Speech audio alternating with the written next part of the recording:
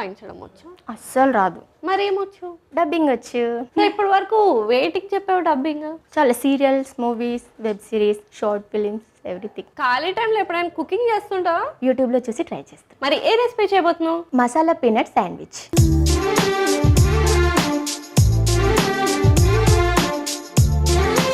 అంటే నాకు డైలాగ్ వినిపిస్తావా? ఇప్పుడు ఈ రీల్ ట్రెండింగ్లో ఉంది, అది చెప్తాను. Okay, action. వాషింగ్ మచింగ్, చాలీ పుట్టింగ్స్, వాణి కింగ్స్, బ్యూటిఫుల్ వెదర్, ఎంజాయ్ పండగ.